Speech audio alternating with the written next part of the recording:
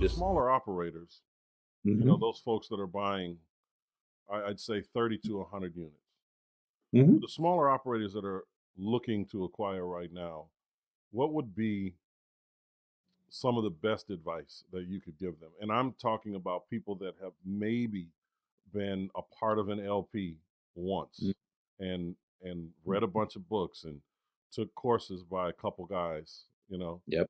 but they're Yep. really stepping out there on their own right now for the first time, Mhm. maybe even the second, but they really don't have that operator's experience quite yet. But I Yeah. can tell you definitively there's a ton of them out there because I'm Oh, I getting know those there are. calls. I talk to them all the time. Exactly. Yep. What advice or what cautions, other than the patience aspect, would you give that newer investor that's literally putting hundreds of thousands of dollars on the line Yeah. right Yeah. So I didn't see this question in advance, but two things jumped to my mind. Number one, I want you to try to get a mentor on your team as part of that. If you're going to do this, do it with a partner, another general partner. We call it the GP pool. We don't let people in our pool, but when you're starting out, there's nothing wrong with that. You need a mentor. You need somebody that has experience that's going to help you make good decisions, and it'll actually help you raise money because people that are investing in your deals will see that you have an experienced person on your team, and that's going to be really, really important. If you don't have the experience, you can't demonstrate that you've done this before. It is much, much more difficult to raise the money.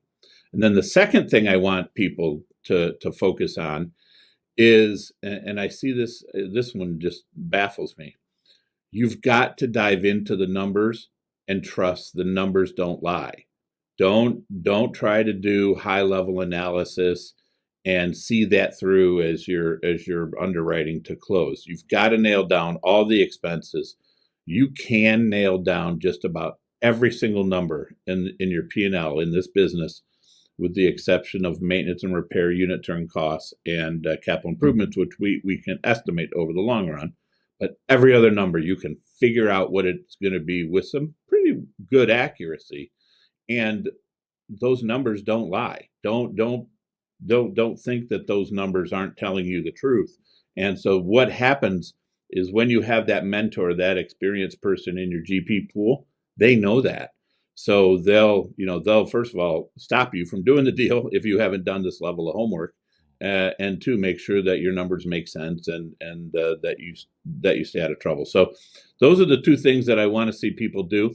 In the single family world, it's not as much about the numbers, right? now. Because Right. the numbers, the cash flow doesn't usually drive the sale price. There's that disconnect, right? Because Yep. you get people are buying single family homes to live in them. They're not buying them necessarily for cash flow.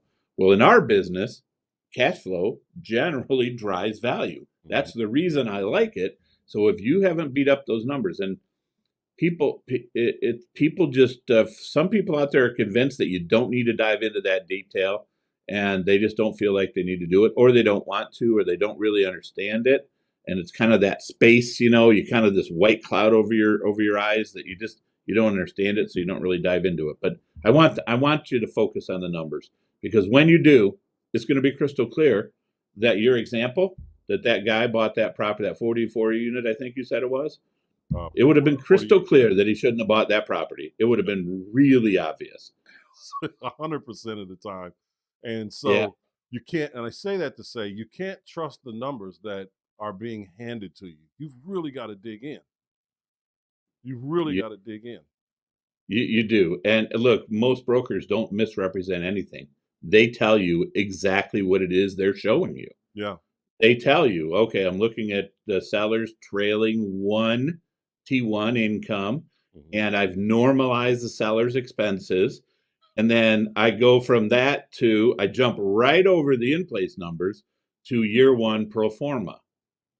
They've told you everything. Hmm. They're not pulling the wool over your eyes. They're telling you exactly what is on that piece of paper. It's just if you don't have the experience, you don't realize. Wait a minute. You missed. I call it year zero.